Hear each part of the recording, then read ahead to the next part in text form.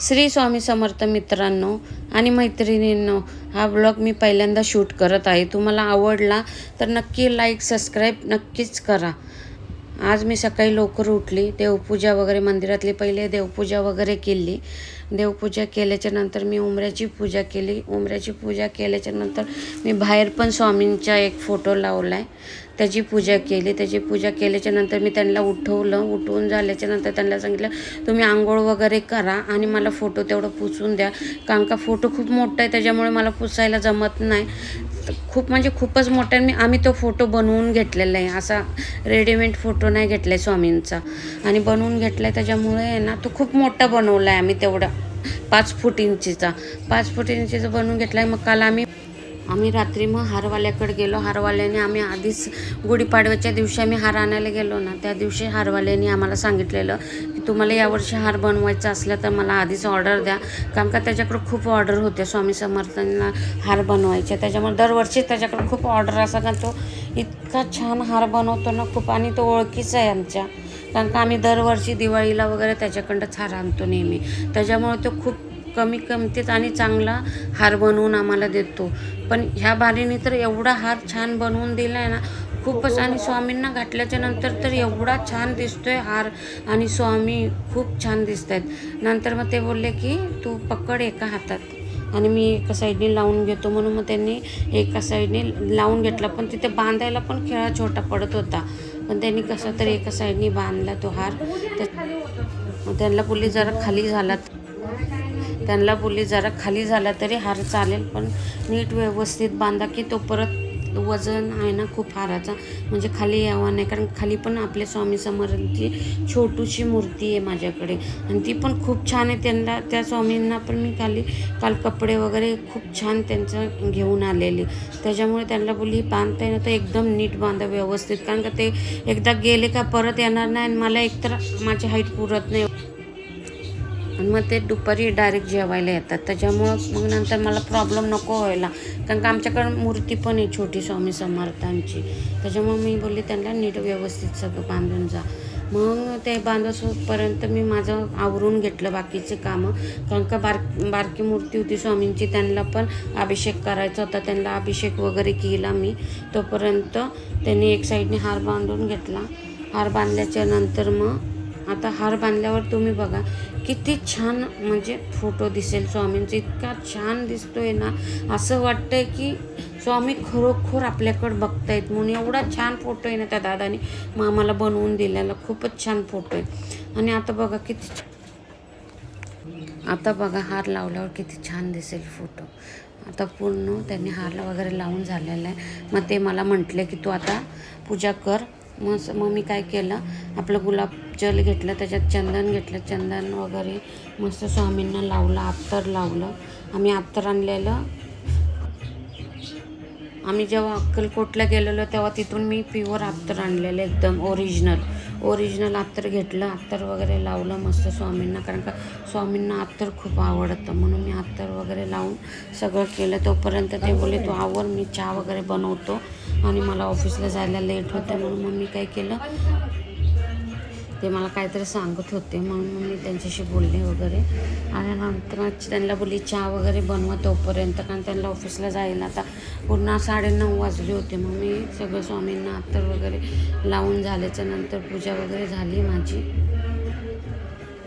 बघा किती छान वाटतोय फोटो, आणि किती छान दिसत आहेत आपले स्वामी, कारण त्यांनी हारच एवढं सुंदर बनवलं आहे ना, खूपच छान बनवलं आहे. कसं वाटते तुम्हाला फोटो नक्की कमेंटमध्ये मला नक्कीच सांगा तुम्ही.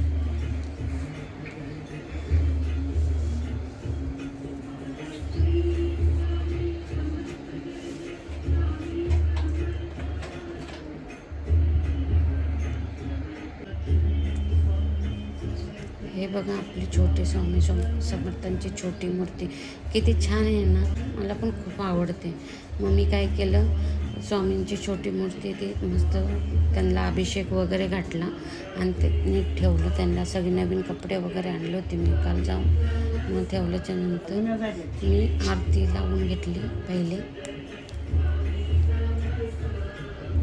कारण का हारामुळे ना मूर्ती नीट बसतच नव्हती तिथे, कारण सारखा हारही त्यांच्या डोक्यावर येत होता. म्हणून मी एक साईडला परत तिथून काढून दुसऱ्या साईडला ठेवली. तेव्हा ती कुठं तर आता मी परत ह्या साईडला ठेवेल त्यांना, कारण ह्या साईडला पण ते नीट बसले जात नव्हते स्वामी, कारण त्यांना त्या हारासारखा हे होत होता. म्हणून मी परत ह्या साईडला त्यांना ठेवलं. ह्या साईडला ठेवल्याच्या नंतर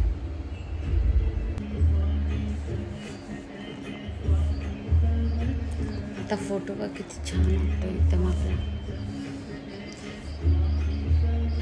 किती छान फोटो. असं वाटतं की सारखं बघत राहावं स्वामींकडं, कारण का त्यांचं प्रगट दिनच्या दिवशी एवढा छान चेहरा दिसतो ना स्वामींचा, खूपच छान चेहरा वाटतो. आमच्या समोरच्या काकू होत्या त्या, म्हणजे मी सारखी आजारी वगैरे पडायची, माझं डोकं दुखायचं, मी म्हणजे BP वगैरे असं, मला रात्रीची झोप वगैरे अजिबात यायची नाही. मग मी सारखी त्या समोरच्या काकू बोलायचं, का तू अशी सारखी चिडचिड वगैरे करत असते. मग मी त्यांना बोलली तर ते बोलले, तू कुठे लक्ष देऊ नको, तू स्वामी समर्थांचं 21 अध्यायचं पुस्तक वाच, माळ जप, दररोज 3 पानं अध्याय वाच, आणि एक माळ जपली तरी चालेल, पण तुला थोडी तरी मनाला शांती वगैरे भेटेल. तेव्हापासून मी स्वामी समर्थांचं करते, तर मला एवढा अनुभव आहे स्वामी समर्थांच्या बाबतीत, खूप अनुभव आहे. एकदा तुम्ही पण नक्की करून बघा, कारण मला खूप अनुभव आल्याच्या आहे. म्हणून मी तुम्हाला पण सांगते की ते बोलतात ना, भिवू नको, मी तुझ्या पाठीशी आहे. ते खरंच आहे. आपले आई वडील नसले ना तर आपले स्वामी आपल्याबरोबर असतात नेहमी. मग मी स्वामींची पूजा केल्याच्या नंतर स्वामींना बेसनाचा लाडू हा खूप आवडतो, म्हणून मी काय केलं, बेसन काल आणलं होतं डीमार्टमध्ये जाऊन. मग मी बेसन गरम वगैरे केलं, तूप वगैरे टाकलं आणि लाडू बनवले स्वामी समर्थांना.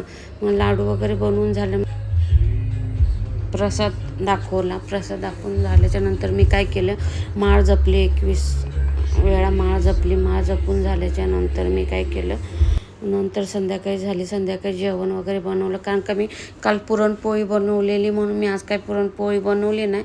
मी खीर बनवली, पुरी बनवली, बटाट्याची भाजी बनवली, वरण भात वगैरे बनवला. नंतर आरती केली स्वामी समर्थांची, दिवाबत्ती केली, ती 6-7 वाजले असतील, दिवाबत्ती वगैरे केली मस्त. मग नैवेद्य दाखवलं स्वामी समर्थांना. त्यांना पण बोलले की तुम्ही नैवेद्य मी भरते, तुम्ही सगळे आपल्या मंदिरात तुम्ही हातपाय वगैरे धुवून नैवेद्य दाखवून घ्या, तोपर्यंत मी बाकीचं करते. मग 6-7 वाजले असतील, मग त्यांनी नैवेद्य वगैरे दाखवलं देवाला. आणि आजची अशी आमची पूजा बघा किती छान. आजचा दिवस खूप छान होता आणि खूप, माझा तरी खूप छान गेला. तुम्हाला कसा गेला मला नक्की कमेंटमध्ये नक्की सांगा. व्हिडिओ आवडला तर नक्की लाईक सबस्क्राईब करा. मी नक्की व्हिडिओ दुसरा बनवेलच. बाय.